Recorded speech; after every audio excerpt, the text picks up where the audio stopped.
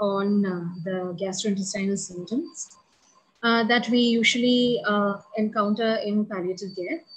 And there's a whole lot of symptoms. There's nausea, vomiting, all the way up till, constipation, intestinal obstruction.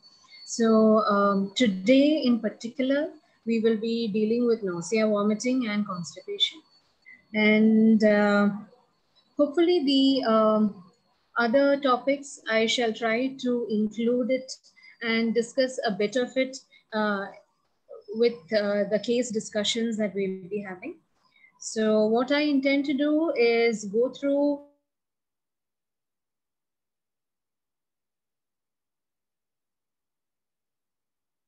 Hello, ma'am. Of nausea, vomiting, and constipation. So in general, what is emesis? Emesis or vomiting, what we broadly define it as emesis. So it's just a biological mechanism of the body to remove toxic or harmful substances from the body. I mean, this is not always like this, even though by definition it does go like that. There are still so many other things that fall under that. So we shall just see each one of them, what causes emesis, what causes vomiting, and as we go by. So the process of emesis is explained in 3 phases: nausea, retching, and vomiting. Let's just see what each one of them are. So nausea, as you know, it is a sensation, right? It's a sensation and an imminent need to vomit. There is not actually the gastric contents coming out. So it's basically a very unpleasant feeling. But whereas vomiting, is a forceful expulsion of those gastric contents, and it is also associated with the contraction of abdominal and chest wall muscles. Now, retching, these are all very familiar terms to you.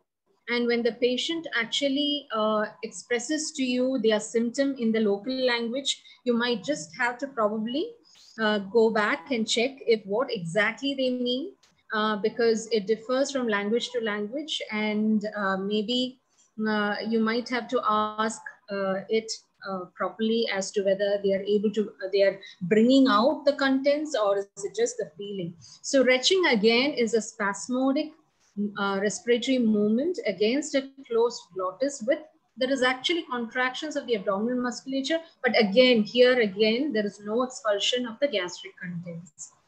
Regurgitation. Regurgitation is the act by which the food actually comes up into the mouth from the abdominal cavity.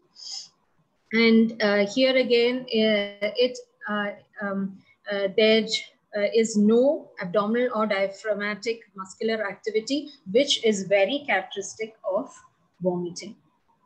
So it is important to define all of these because it helps you in managing the case better.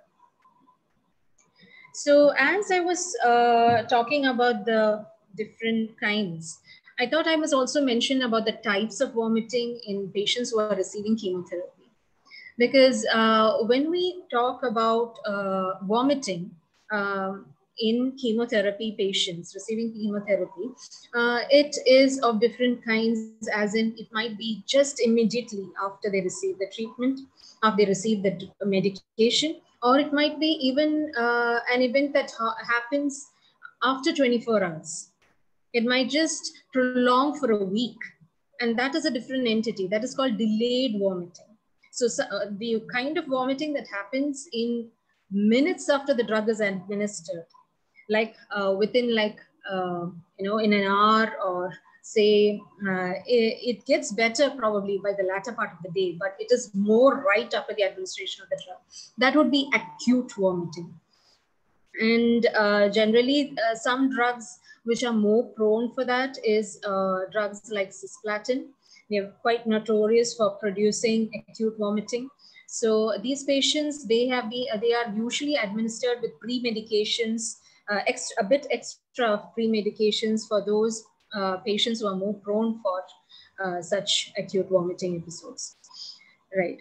So delayed vomiting generally is that which follows up to almost a week for some patients. And now breakthrough vomiting is again a different entity.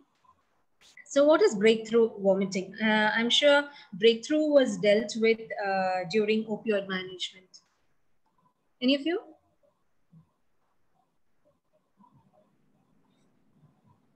During the pain classes, probably breakthrough pain, we talked about breakthrough pain in that, right? It must have been discussed. So what would you think is breakthrough vomiting?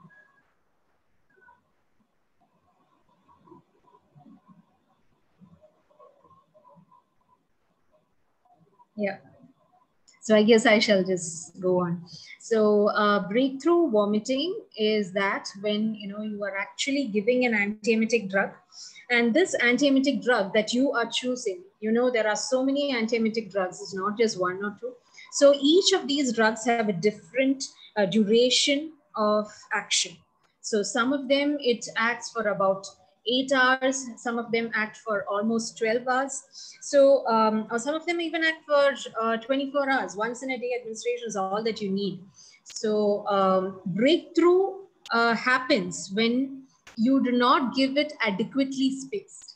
When you are administering the drug more than the time that the next drug should be administered. So there is a break in the treatment, which in turn causes the vomiting. So refractory vomiting would be when the antiemetic treatment is being administered, but yet you are unable to control the vomiting. So what is anticipatory vomiting? That is also another entity which is seen in patients receiving chemotherapy. Anticipatory vomiting is that where the patient has probably had a bad experience. The first cycle that he or she went for was had induced a lot of vomiting, and the second cycle she goes for or he goes for, the patient is going to be troubled with the thoughts so much that even the thought of the event, even on the previous day, is going to start inducing nausea and vomiting for the patient. So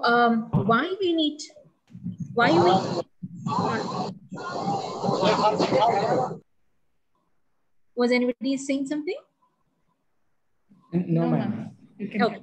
So why we need to know what type of vomiting it is, because the management also differs. Okay. Now, again, the effects of nausea and vomiting is just a physical symptom that we are dealing with. Again, in palliative care, we are not just looking at a symptom as a physical one. We look at all the dimensions of that symptom that the patient presents with, and we treat the patient as a whole. So again, in case of nausea and vomiting, it's the same. It affects the patient's daily function. It affects the quality of life of the patient.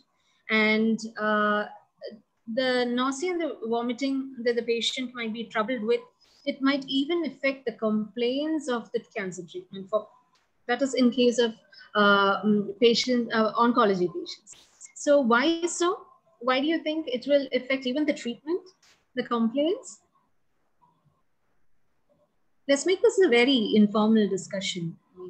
It's not like, I'm just talking over here. And let's just exchange ideas, basically. Yes, what is it that we are thinking of when we're saying that it's going to, nausea and vomiting is going to cause some amount of non-compliance to cancer treatment?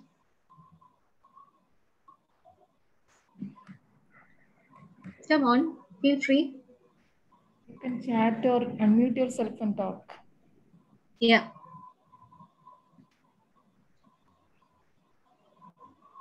Yes, come on. So basically, say suppose, even if it is an IV medication and, the patient is being troubled by the thoughts of, oh, last time I had such a bad week after the treatment. So, I just don't want to go through this anymore. I've had enough. So that is itself is going to cause non-compliance. Or if it is an oral chemotherapy drug that the patient is taking, so definitely the patient might just reduce the dose on by themselves, or they might just skip a dose. So all this can contribute to non-compliance. And again, refusal of effective pain medications. What happens is that maybe the patient is also on other medications. So the nausea and vomiting that actually is troubling the patient for some other reason, the patient might just not be able to take his regular medications. So say, suppose, even if the patient was on pain medications for his pain, he might not be even able to take those. And in turn, the patient is more distressed, not just because of the nausea or vomiting, but also because of the other medicines that he has skipped. Like probably just an example, the pain medication, right? So like I said, when the patient is so distressed, ultimately the family also is in deep distress. Yeah. So this is just a diagrammatic representation that I just wanted to show as to the different centers of vomiting.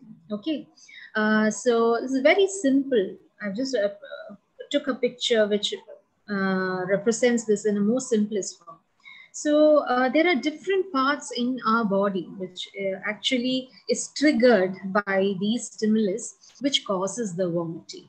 Okay, and it is kind of important to know how the vomiting was caused and which pathway the vomiting actually is involved in, that is which receptors it's involved in, so that you can choose the right medication. It's just as simple as that. So there are some centers in the brain where these triggers can go and stimulate. So there is in the brain, there is cerebral cortex, there is the CTZ, there is a vestibular system, which is the inner ear. Then there are pressure receptors. So that's about the brain. And then when you come down to the gut, in the gut, again, there are stretch receptors, and all this can in turn stimulate the vomiting center in the brain. And finally, it induces vomiting. So the different causes, like I was saying, which causes vomiting, like say, suppose the patient is very anxious and that has in turn led to vomiting. That's where, like if you look at the diagram, that's where anxiety acts. It goes and stimulates the cortex. It goes and stimulates the receptors at the cortex. And say, suppose there are some biochemical parameters which is causing the vomiting. It would be in the CTZ zone. If it is any drugs that is causing the vomiting, again, it is a CTZ zone. And if it is any motion sickness, like, if you are going to a hill station, you might often notice that, there are some people probably who are traveling along with you, if not you, when you're going through a hairpin, you tend to get a bit dizzy, feel a vertigo, and then start throwing up. So this is called motion sickness. So that goes and stimulates in the receptors in the vestibular system. And then again, there are also other situations where there is a raised pressure, there is a raised intracranial pressure, where again, there is a stimulus, there is a trigger at the pressure receptors in the meninges, and which in turn will cause vomiting. So also there are other receptors in the gut where, gastric stasis or any organomegaly or, any obstruction, or even the chemotherapy or radiotherapy that we were talking about, all can lead to vomiting. So in this diagram is nicely represented which all are the receptors by a color code. So I'm not going deep into that because I don't think this group needs to go too much deep into, all the different physiological pathways much. But this you need to know because this helps you in the management as well. So coming on to the causes for nausea and vomiting. Yeah, so I have broadly put it under chemically induced nausea, gastric stasis, stretch of the GI tract, serosal irritation, irritation of the GI tract, raised intracranial pressure, movement associated, anxiety, and environmental causes. So can you give me some examples as to what could be the causes for chemically induced nausea? Chemically induced. Some chemicals causing nausea, what can it be?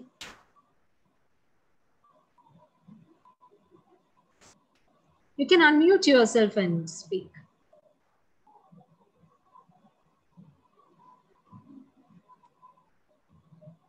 Anybody? Any chemicals that is probably causing the nausea? Any medication which is given? Yeah, correct. Which medication can it be? I mean, any example? I mean that chemotherapy, oral chemotherapy. Yeah, right. Any oral chemotherapy itself can cause. Correct. Any other? Any one or two examples?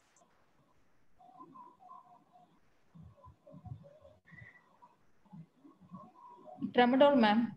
Yeah, tramadol. Yeah, it can cause. So when I'm talking about chemically induced nausea, like how you all rightly just put it forward, it is the drug. Opioids one which Yeah, right, exactly. So here in this entity that we are saying chemically induced nausea, this is mainly we are talking about drugs per se that cause nausea. I'm not talking here about the drugs that will irritate the gut mucosa and cause the nausea or vomiting. Okay, so you have just rightly said it. It is opioids, or it can be any cytotoxic drugs. That's all right. So now what other thing, what about the next one? Gastric stasis. What could possibly cause gastric stasis?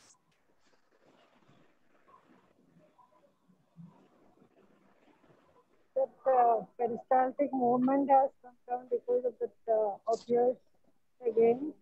Sorry? Opioid intake is reducing the stasis, peristaltic. Yes, yes, exactly. That can lead. Indigestion, ma'am. Indigestion might not cause stasis, but definitely it cause some amount of bloating, dyspepsia. Definitely, that I would put it under in that stretch of GI tract. Okay, right. And serosal irritation. What could be there? What could fall into that column there? What can cause serosal irritation of that GI tract, which is inducing the vomiting? Madam, NSAID. Yeah, exactly. We use it pretty much often in managing pain, right? Many of is generally used a lot. So NSAIDs are known also to cause a GI tract irritation, right? Then raised ICT, raised intracranial pressure. Raised intracranial pressure. It can be anything that increases the intracranial pressure, right? It can be a bleed, it can be a tumor, it can be anything. Then movement associated, we just talked about it. It's about the any disorder with the vestibular system, vestibulitis, can be anything. Anxiety induced, that also it can cause. Vomiting, environment. Yeah, now this is a very interesting thing. I would like you to just think about what exactly the environment is going to cause increased nausea and vomiting in a patient.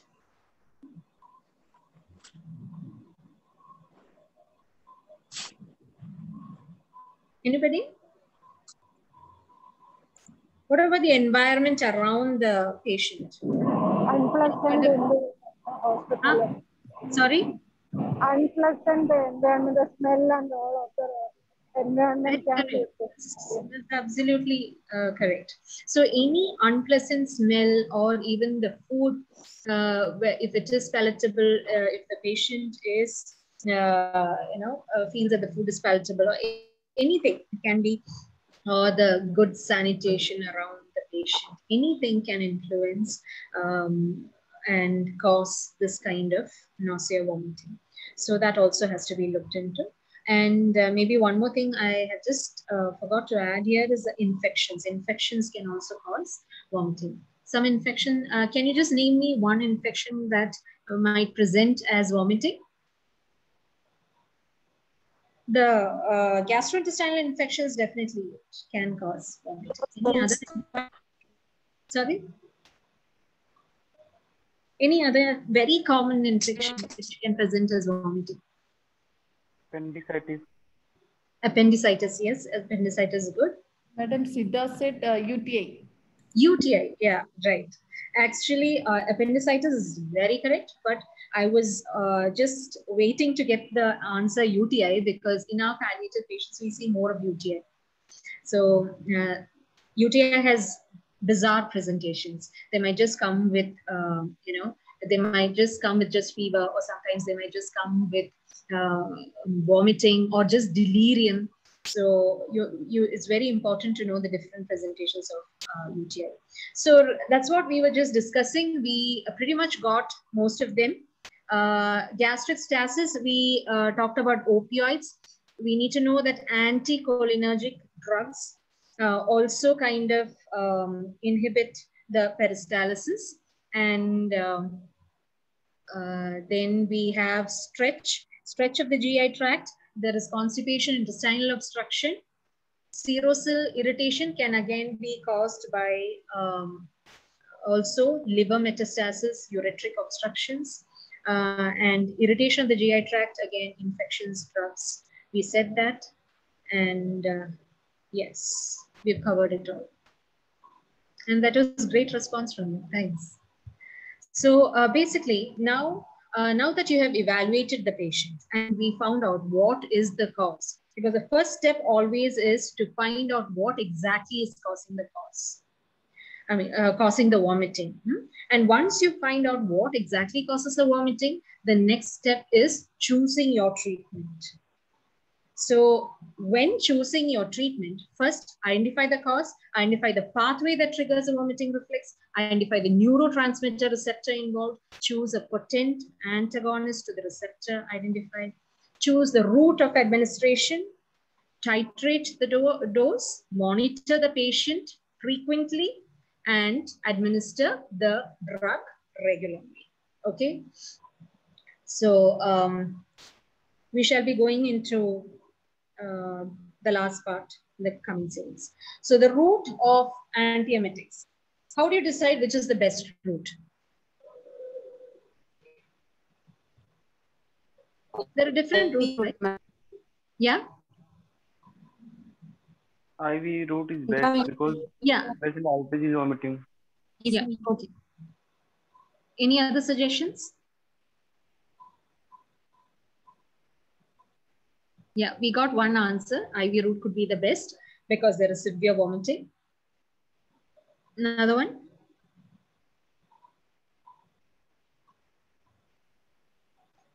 Feasibility of administration. Yeah. When would you go for oral? When would you go for oral?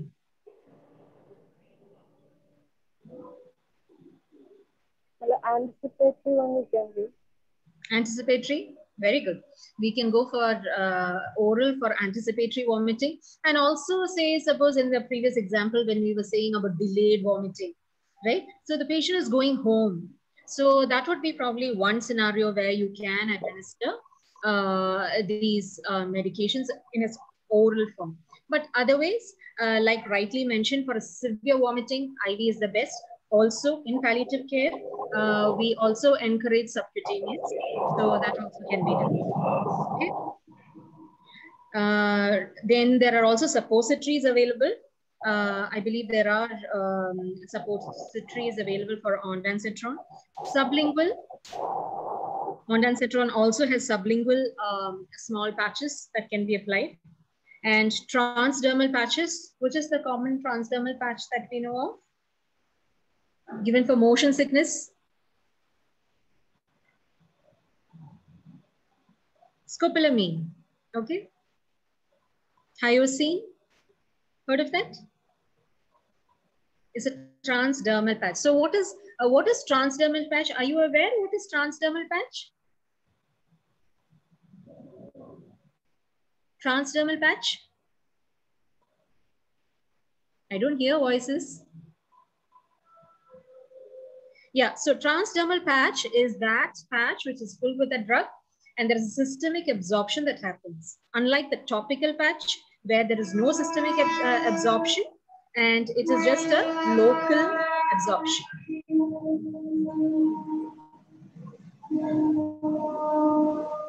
Right. So now let's go on to the non-pharmacological management.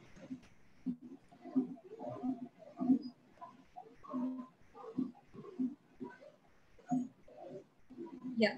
So once we understand what the cause is, we need to look whether it is a correctable cause, whether it is a reversible cause, and check if there are any non-pharmacological ways to manage the situation.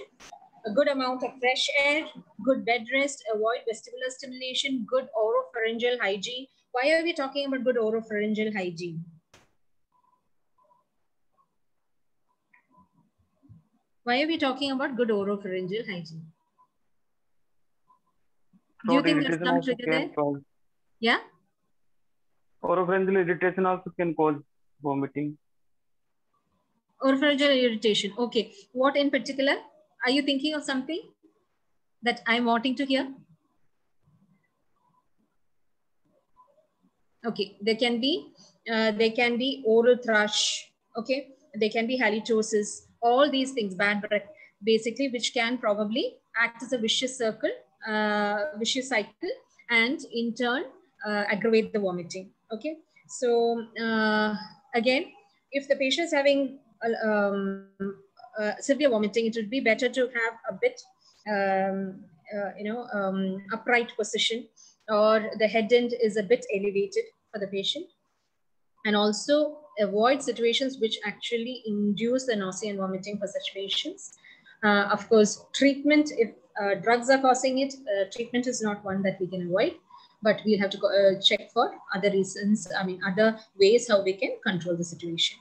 Then also look for suitable distractions. Now, when I talk about distractions, this is basically the way how to deal with it and minimize the psychological impact of that anticipatory vomiting. So that would be, these are the different techniques. You have the self-hypnosis, the muscle relaxations, the desensitizations. And these are basically more better when you're using it for anticipatory vomiting. These might not be helpful so much as for acute vomiting. And it is better to be combining it with antiemetics rather than just using distraction alone. Okay.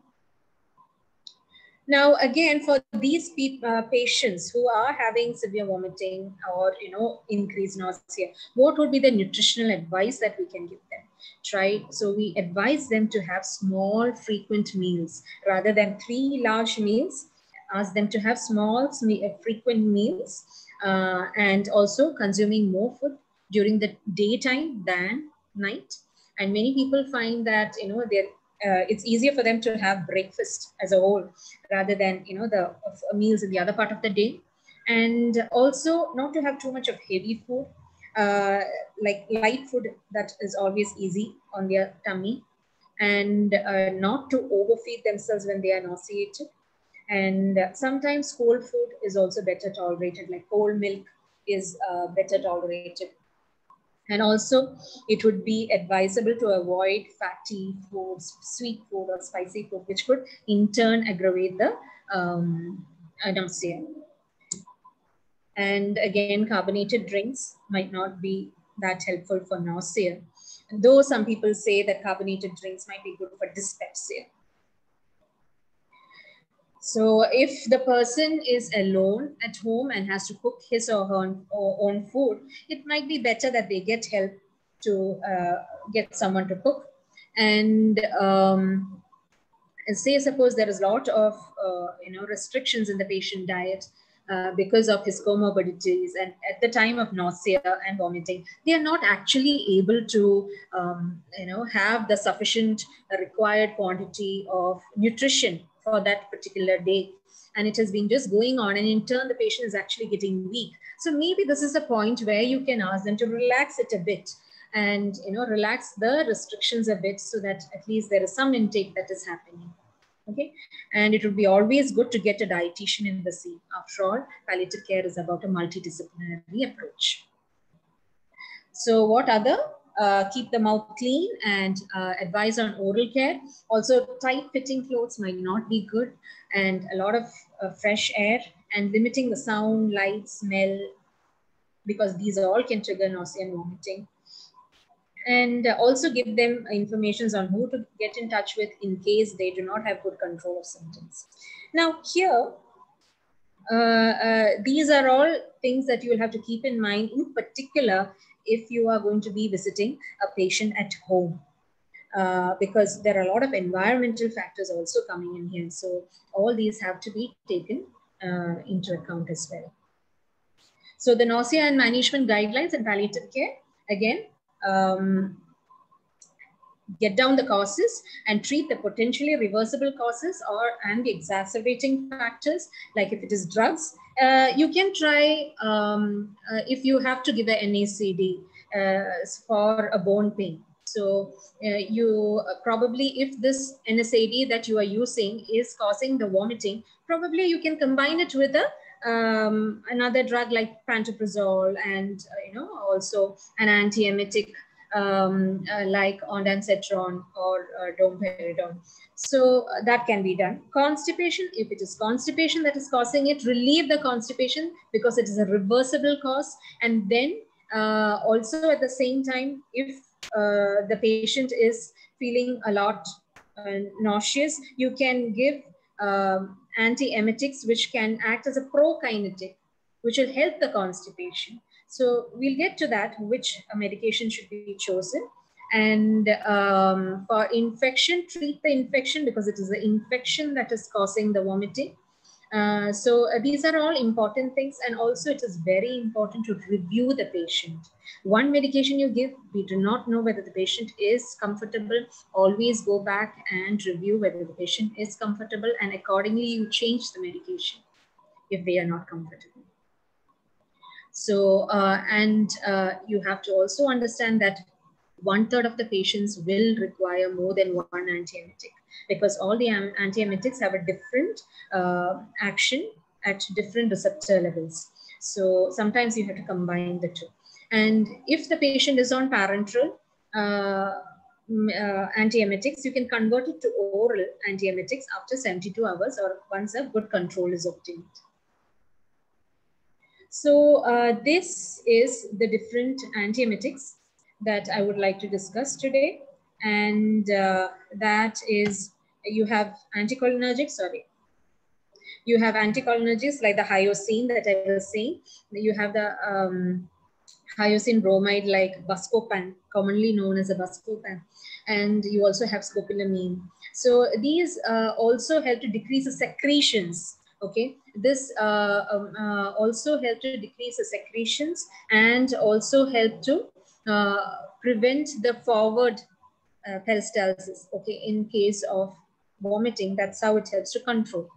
So one thing that you might need to be careful about is not combining anticholinergics and prokinetic drugs, because in prokinetic drugs, what they try to do is try to promote the forward movement, whereas some anticholinergics might just reverse it.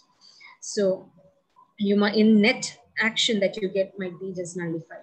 Then you also have neuroleptics like the chlorpromazine that is usually used, or you might have NK1 receptor antagonists like aprepitant. These are used in patients, in oncology patients. And you have the H1 antihistaminics like the diphenhydramine, promethazine that is usually used. You also have 5-HT3 antagonists like the ondansetron, granisetron, palbocetron that is commonly used. I'm sure you all have used ondansetron, Emiset, often for your patients. And then also adjuvant antiemetics, and adjuvant antiemetics like dexamethasone steroids. Corticosteroids again has a good amount of role in controlling the emesis for those especially refractory emesis. Okay, and sometimes even we advise benzodiazepines. So benzodiazepines like short acting, we also go for midazolam or lorazepam. These also can be administered once in a day and can give some amount of relief or delayed vomiting. And even dexamethasone also helps in delayed vomiting and anticipatory vomiting. Okay. So prokinetic drugs, they act in the gut, basically, and here drugs like the adjuvant antiemetics, they act at the cortex level. So there is that little diagrammatic representation that you saw, and we saw how the different receptors were acting at different levels. There was a color code that was given, right? Yeah. So these are the common medications. That is, haloperidol can be given at 1.5 to 5 mg per day, and that can be given per oral or it can be subcutaneous. So haloperidol would be something that you would give to your patient if your patient is on opioids, severe vomiting is there, or the patient is having refractory vomiting. That would be my drug of choice. Metoclopramide, again, I would prefer to give it for those patients with vomiting, with opioid-induced vomiting, or those patients with constipation and having vomiting. It's 10 to 30 milligram. It can be given, 8 hourly or 4 hourly. And again, domperidone is something similar. Metoclopramide, be careful when you give it to your patients. It can cause extrapyramidal symptoms. So keep that in mind when you're giving IV preparations, basically. And ondansetron, again, it is it's a 5-HT3 receptor antagonist, and it helps to control vomiting. And I would also prefer ondansetron for chemotherapy-induced vomiting. Now, again, there are other drugs like cisapride, fluclomazine, diphenhydramide, promethazine. All these are also used. You can use it as your second line medication. Scopolamine, that is for motion sickness, vomiting because of motion sickness. And hydrobromide would be when the vomiting is severe and there is some amount of colic also that the patient is having, ureteric colic, UTIs. I would prefer to go for hydrobromide. And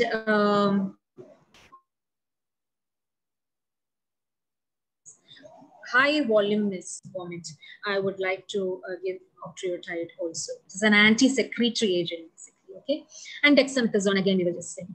Now, there is also a newer trend of using antipsychotics like olanzapine for controlling vomiting, okay? That would be also like 5 mg to 10 mg. Now, we just saw that these were the main causes. There are also other causes like, we were looking for the list. I'm just going to go back. I'm going to go to the list. So how do you control the intracranial pressure which is causing the vomiting? You give corticosteroids, okay, and bring down the cerebral edema and control the vomiting. And say, suppose for anxiety induced, even non-pharmacological measures or anti-anxiety drugs can be helpful. Environmental, it is basically the changes that you create, and the rest of them in serosal irritation that is being listed here, like liver metastasis. There again, there's a capsular stretch that is happening of the liver capsule, which also induces pain and vomiting. Now here again, dexamethasone has a role, and here we were talking about the chemically induced nausea, where we were talking about the metabolic causes for vomiting. It can be hypercalcemia, hypermagnesemia. All these can cause vomiting. So basically correcting the cause, that is correcting the deranged metabolic abnormalities, even when there is in kidney failure patients, when the urea level is high, that also can cause vomiting. So correcting these parameters can also help to control vomiting. So the other causes are oral thrush, halitosis, dysphagia, dyspepsia, hiccups, mucositis. All these are all different entities where not causing vomiting, sorry. They are all other GI issues that you do come across in palliative care. So it is not just nausea and vomiting and constipation and the intestinal symptoms. These are things I just mentioned so that you can go back and read. We will be just focusing because of the time issues, we'll be just focusing on a couple of them. Okay. And now moving on to constipation. What is constipation? Is it just about passing hard stools? Yeah.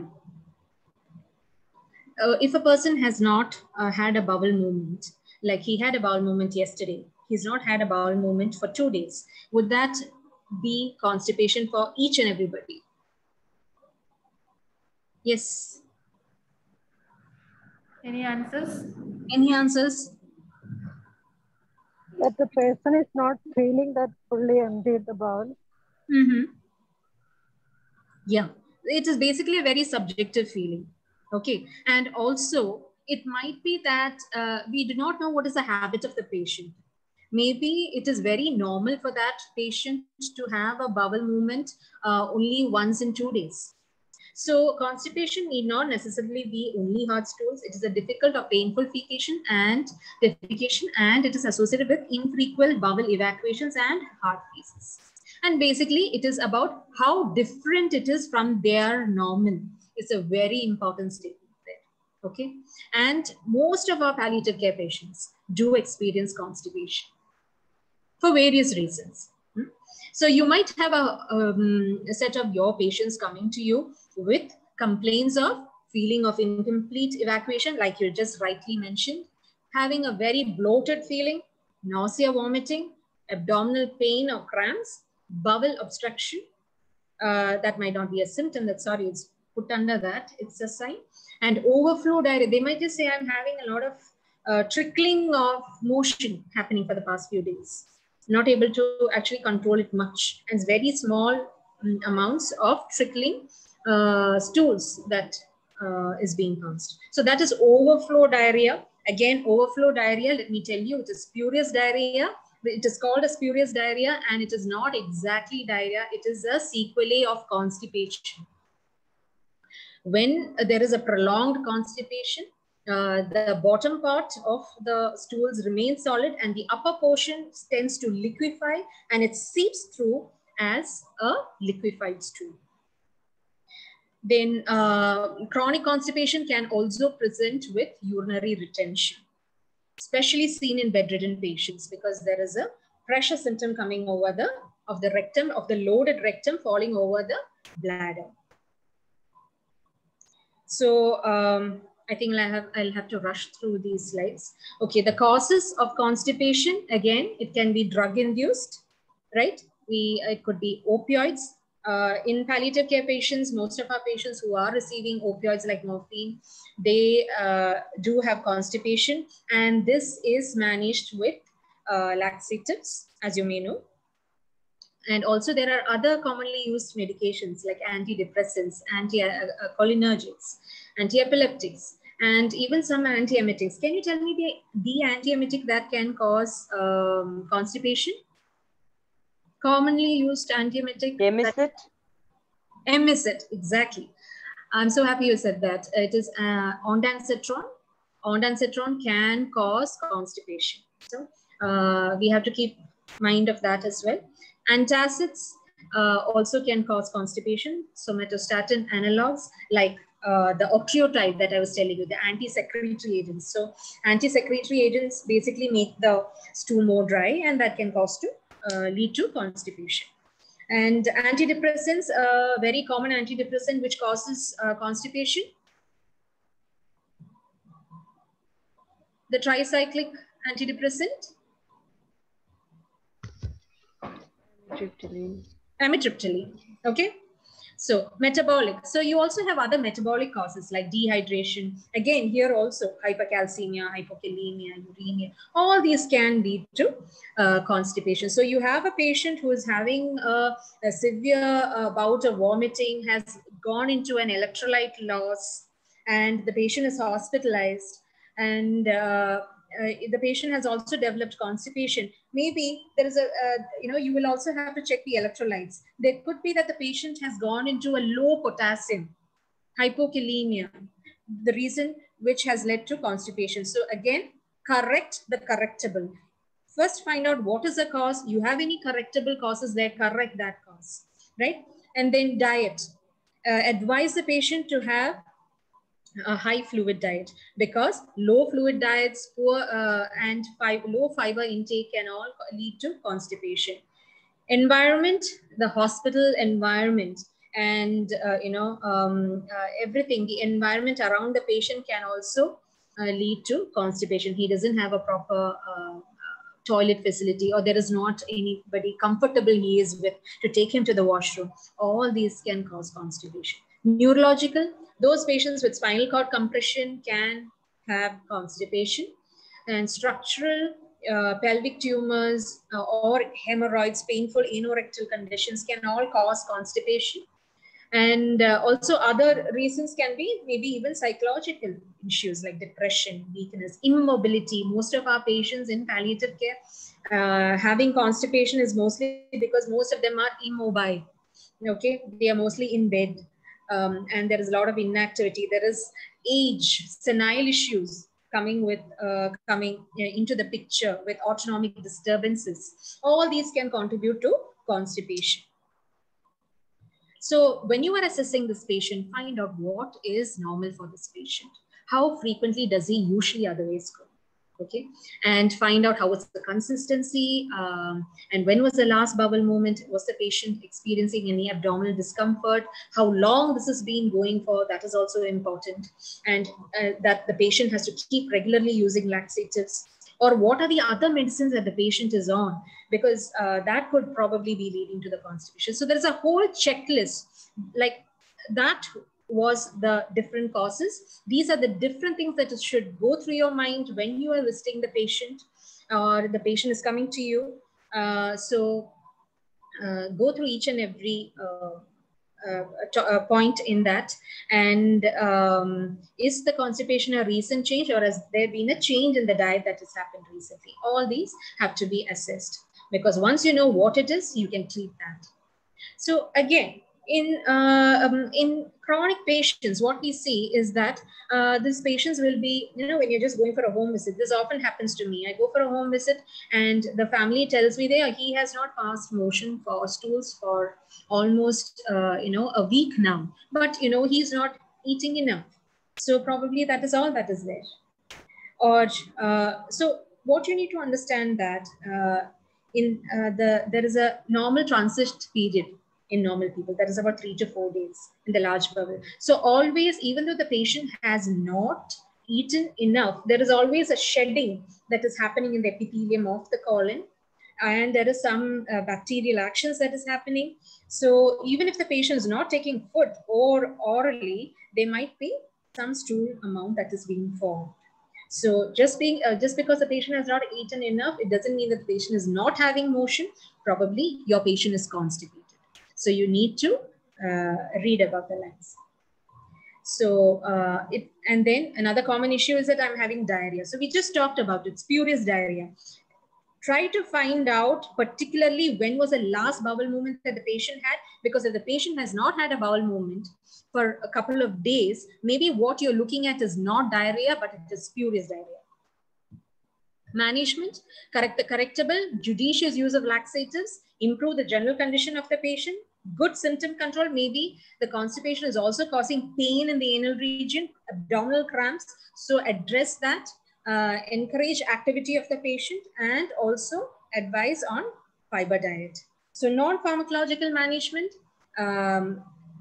check on and make sure that the patient has good accessibility to the toilet, and also the privacy of the patient for using the toilet facility.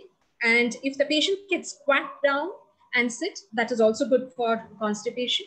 And also in the bed, feet above the knees and gentle blowing, arm resting on the thighs, all this help in promoting a bit of peristalsis, and also encouraging normal balance diet and plenty of water is good. Now management, do a rectal examination. Very important for constipation, rectal examination. Proper use of right laxatives, suppositories, or you can also give enema. It can be proctolysis enema, or use warm saline or plain water.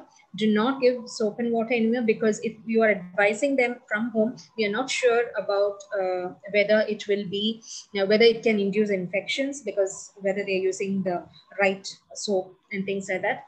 And digital evacuation for fecal impaction. These are the different types of laxatives. There are bulk forming laxatives where actually the bulk of the stool increases and it promotes the peristalsis and helps in the expulsion of the fecal matter. There is lubricating type where it is oil forms like castor oil, things that are mentioned. Osmotic, where it seeps in the fluid from the colonic walls around it and makes it more fluidy in consistency and then pushes the stool out. Stimulants like bisacodyl, which is very commonly used. What does it do? It causes contractions at the point where the stool is, and that propels the stool out. And then you also have stool softeners like docusate sodium, which softens the consistency of the stool, right? And generally, we recommend that paraplegic patients, they will have constipation. They need regular stimulants and stool softeners. They might also need manual evacuation. And what happens to those patients who have colostomies? Do you think that having a colostomy, the patient will not be constipated? The bowel is put out into a bag, isn't it? But do you think that those patients will not have constipation? Yes? Yes or no? Yes or no? Any answers? They will have. They will have, okay. Patients with colostomies, the same thing applies to them also. Okay, so what you need to do is that you have to make sure there is no severe obstruction there. And if there is no obstruction, it is just a constipation, then you can give us bisacodyl suppository. But again, using just a suppository for a long term, there is only minimal absorption that is happening. So you might probably need a oral medication for that. So for soft stools, you can go for bisacodyl suppository. For hard stools, you can go for glycerin suppository. And if you're doing a PR, and if you're doing a rectal examination and you're seeing a ballooning of the rectum, and that's an empty rectum, it means that the obstruction that is there is higher up. So you might need oral stimulants for that situation. And you might have to give a high-end enema. Okay, I'll talk about the high-end enema in the next class, where we will be dealing with intestinal obstruction. And here again, when you're doing a manual evacuation, there are things that you have to be careful about. So give a proper explanation about the procedure and to the patient, and get their consent. And good amount of lubrication should be applied, ideally with a local anesthetic jelly, and allow for enough time for the local anesthetic to act, because manual evacuation is a painful procedure. And as it is with the hard impacted stools, there is some amount of pain in the anal region. So when you're going to do a digital evacuation, that itself is going to induce pain.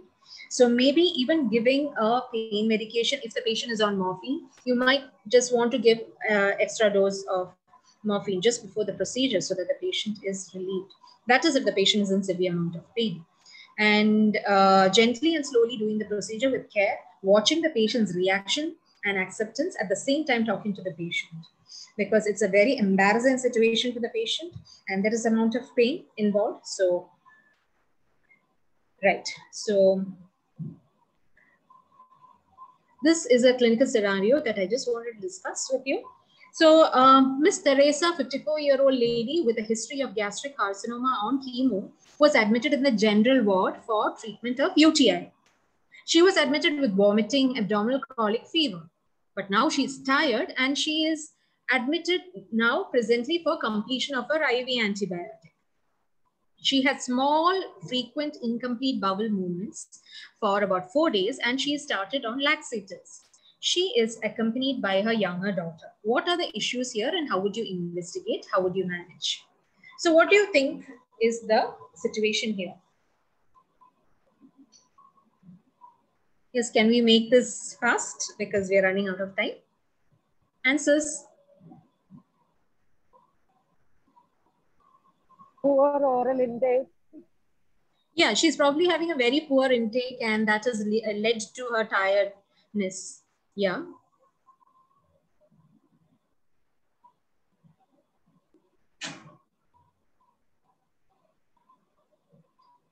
Now she is having a urinary infection, and she was treated for that, but she's having to take a long course of antibiotics.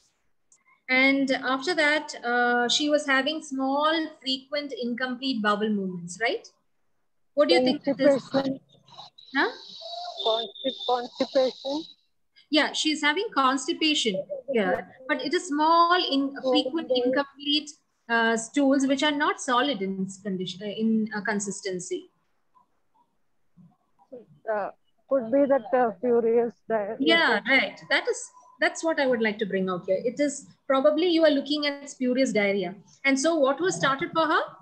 It was laxatives. So in a situation like this, when someone comes to you and tells that they're having infrequent, they're having frequent incomplete bowels, you would think of that it is a constipation, and you would think of giving laxatives. But what is actually the situation? I mean, you would think it is diarrhea and give the patient actually medications for diarrhea. But here, stool softener could be.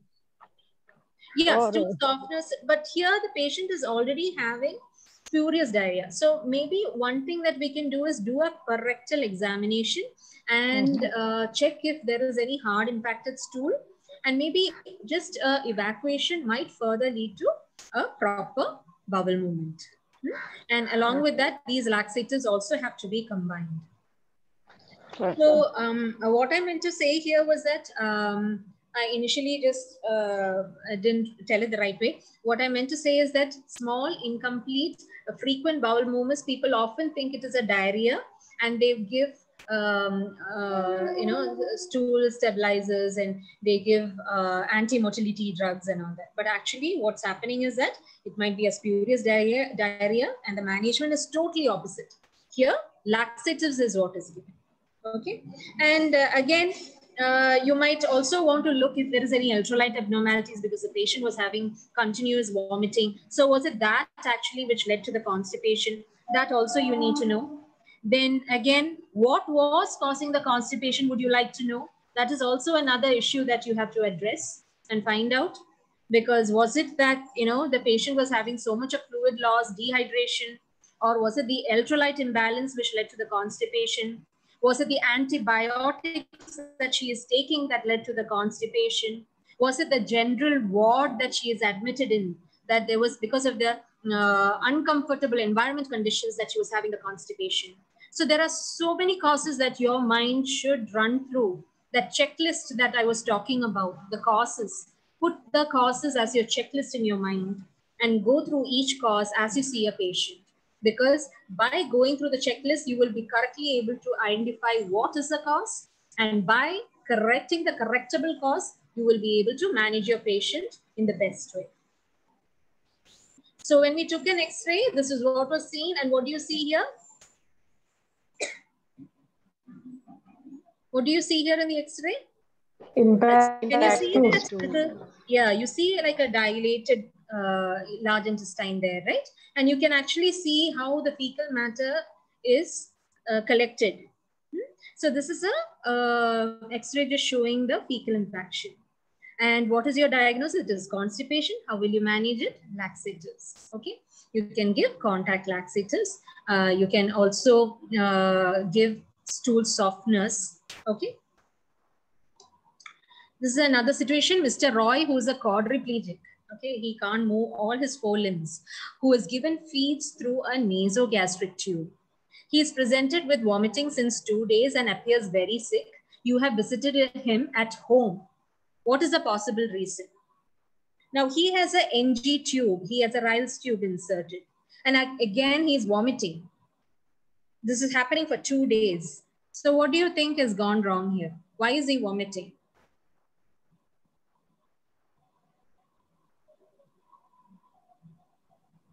What is the first thing that should go to your mind? Position, check the position of tube. Exactly, that's lovely. Check the position of the nasogastric tube. Is the position out, or another thing? Another thing? Connected to the NG tube.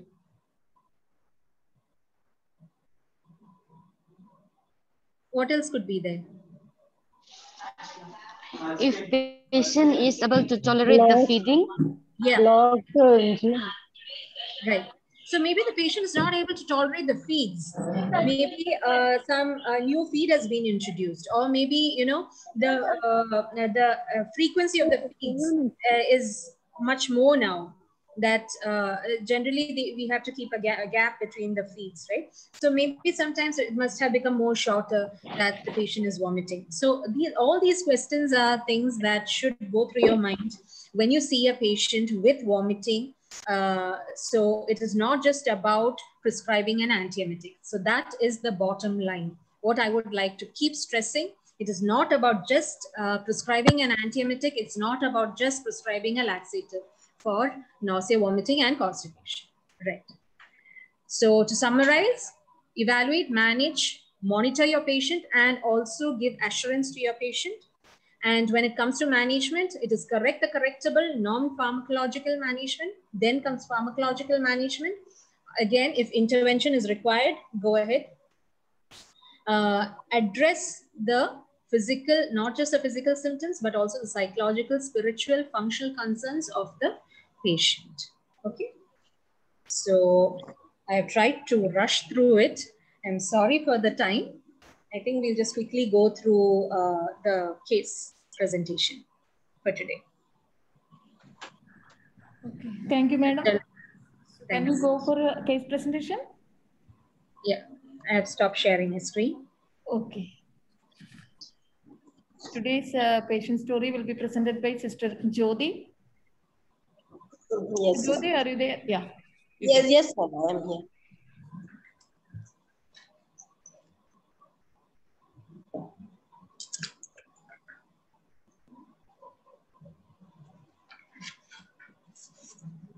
Good evening, ma'am. Good evening, sir. And good evening, everybody. I, Sister Jyoti, designation JNM staff nurse, and I am working in JMJ Morning Star Hospital, Chhattisgarh.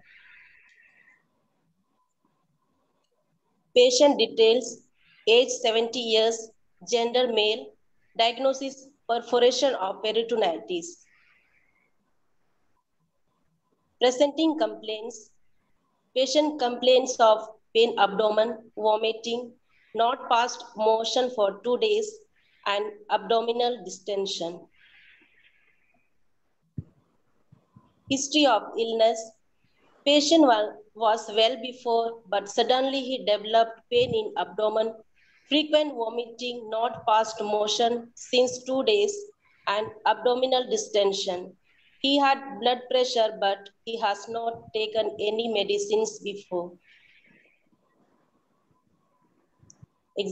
Examination: BP 140 by 110 mm of Hg, pulse 116 beats per minute, SpO2 94%, skin dehydration, CNS, patient oriented to place and time, but irritable and abdominal distension.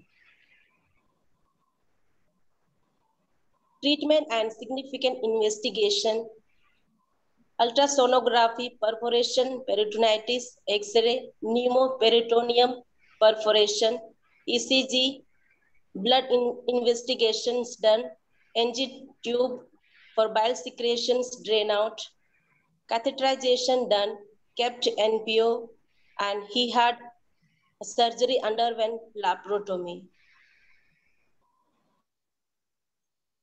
Psychosocial aspects, fear for his disease condition. He had no idea what will happen to him, and fear functions restricted him not to walk or eat anything from mouth. Expectation wants to be free of all invasive procedures like NG tube, catheterization, and drain.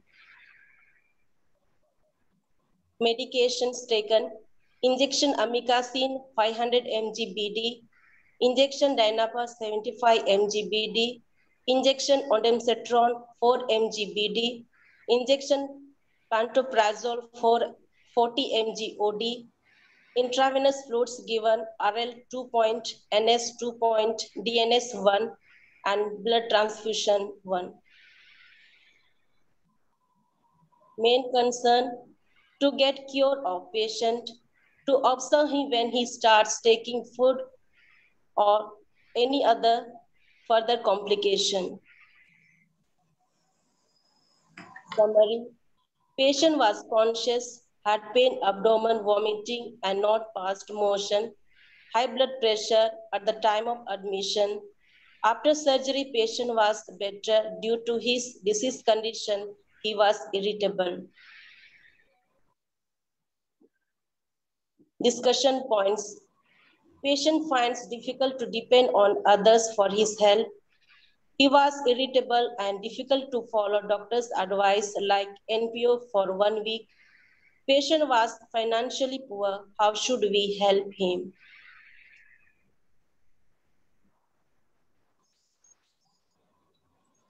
Thank you.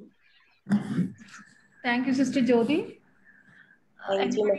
Anybody need any more clarification regarding this patient story?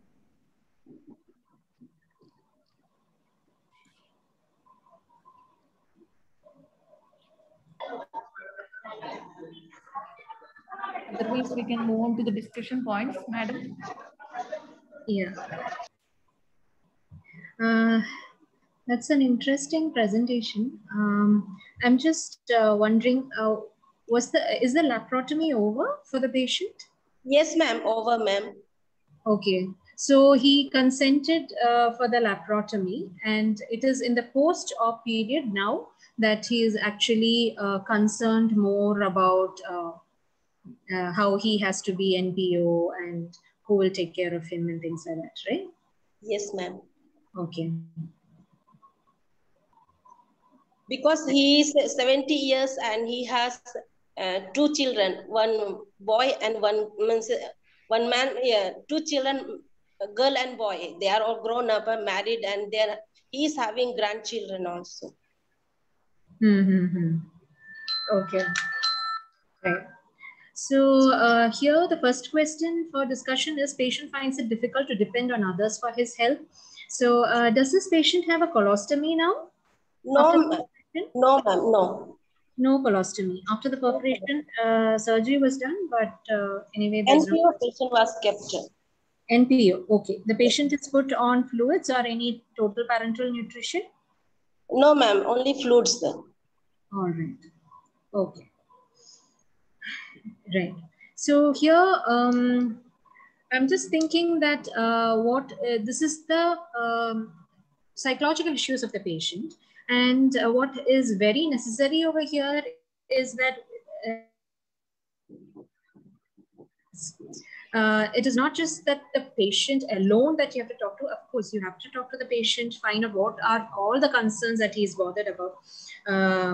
Is it just that he is concerned about, he's talking about others helping him? Is it just about this person who is going to be staying with him in the hospital? Or is it that, that person who has to accompany him for his toileting and things like that? Or when he's going to go back home, how is his post-hospital care going to be at home? So we need to find out what exactly he is talking about. Is it the economic thing? Is it the psychological support? Or is it the physical support that, he's being bothered about?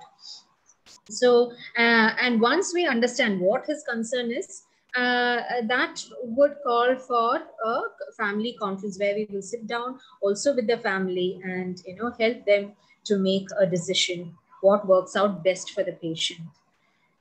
And again, depending on his him being not cooperative, or that he doesn't want too many interventions and things like that. Here, even though his age is 70, what we need to understand, age is not a factor for us to decide. We need to understand what was his quality of life before that perforation happened. And also check how many other morbidities he has. So he, in one of the previous slides, I think I saw that how he didn't want any intervention. He didn't want to undergo. Can you just go back to that slide? The one, 2 slides before. The one before that, the one before that. Before that. Yeah. He wants to be free of all invasive procedures like NG tube, catheterization, drain, etc. So now the thing is that if he was actually having a quality of life, a good quality of life, there are a lot of 70-year-old people who are up and about and, still being the head of the family, managing the house. So we need to actually find out how justifiable it is actually to keep back all that. Of course, coming to the ethics, coming to the medical ethics of autonomy, beneficence, maleficence, autonomy, where you have to respect the wish of the patient, and beneficence, where we talk about what would actually benefit the patient. Maleficence, where we talk about what would actually cause harm to the patient, and justify what all things we are actually going to do, which are justifiable. Actually, is it actually required at this point of time? So if the patient actually had a good quality of life, I think it is something that, we need not keep back from going and not doing the things. What is required is counseling the patient about the importance, educating the patient things, how the recovery time is just a temporary phase that the patient has to just get over with, so that he can resume his quality of life. So if these things are properly being talked to with the patient and make him understand, I think he should come to terms with his current situation. So it's basically the education of care that should be done, educating the family and having a family conference, and it will relieve a lot of the irritability of the patient. And if the patient is being told that he has to remain NPO for a week, and that is actually the patient's concern, what has to be also told is that this patient is not going to be, it doesn't mean that the patient is going to be starved to death. NPO doesn't mean that. A post-surgery NPO would be something like the patient is going to be, balanced with fluids, the necessary IV fluids, which is required for his survival. He is also probably going to be considered for a total parenteral nutrition if required. So all these things have to be told to him, and it should also be told that it is not that, if he feels that quench in his mouth or the dryness, he can always have ice to sip on, or little fluids to rinse his mouth, so that he is able to keep his mouth moist. So it's not going to be as distressing as he thinks. So these are little education things that you can actually sit and talk with the patient, with the family, so that they change their perspective of the way how they are looking into their issues. Okay, so irritation, again, he was irritable. When you tell me the word irritable, I would also be concerned, because this is a post-operative period. The patient being irritable, you have to rule out other things like delirium, causes of delirium, like electrolyte imbalances. Is it any other causes? Is the patient having any withdrawal? That because it was an emergency surgery, probably the patient was having some habits that he had to completely stop all of a sudden. Is it that which is making him irritable, or is it just the hospitalization and the interventions that is making him irritable? So all these things have to be looked at differently. This might just seem like a simple statement, but each part of that statement has to be dissected and looked into as a symptom, and that too in all dimensions. Patient was financially poor, and how should we help him? If you ask me, that would be probably connecting him to societies, charitable societies, also getting his family in touch with the CSR division of that hospital, so that they can help him with the bills and things like that. And this is what I would like to put the whole thing down in a nutshell. Any other comments? A discussion is always complete when we have lots of suggestions. Anybody wants to comment?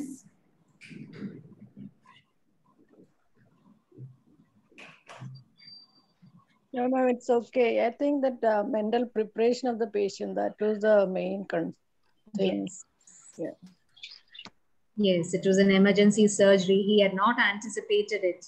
And now that the event has occurred, he doesn't know what was happening and what the reason is. He probably has a whole lot of different thoughts going through his mind. Is it cancer? Is it, what is this? Am I going to die?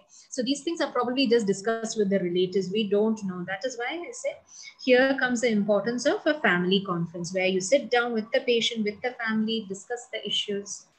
And this is generally done after talking to the patient alone and the family alone. So after that, you come down back and discuss together.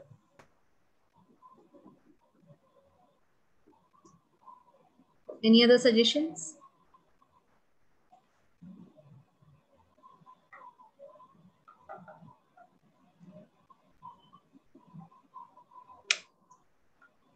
If you have any doubts on the presentation also, you can ask.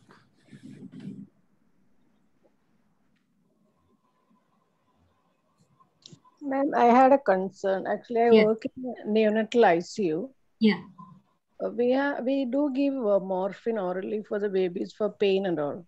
So if the baby, I mean the newborn is having that constipation, like pellet, only the stools are passing. So what should we do? Is it the softener, glycerin enema or something will do, or anything else? Yeah, generally for babies we give glycerin enemas. Okay. Yeah.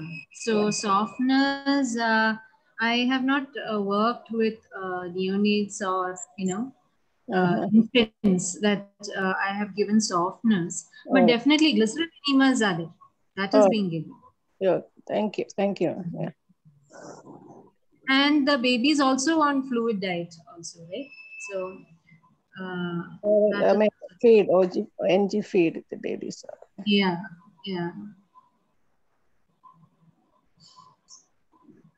Why was the baby started on morphine? Actually, on continuous ventilation and all, no? And so that time we do give in our unit morphine or sometimes Fenda also. I mean, mostly oral morphine for the pain we do. Pain? Yeah. Okay.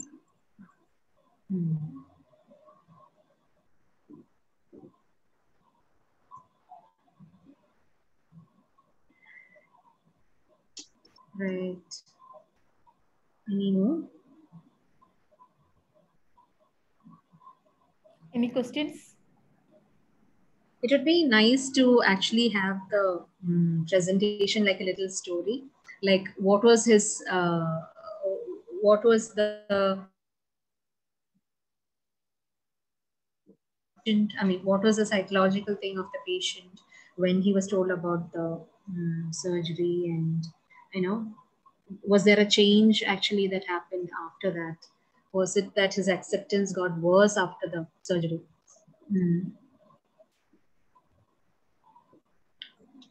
So I think a bit more of details on that case would have helped us to kind of tangent our discussion to different areas.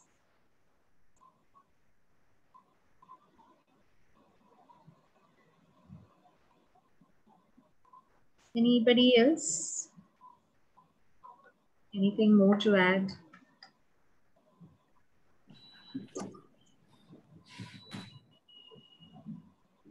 You have covered almost all the points, ma'am.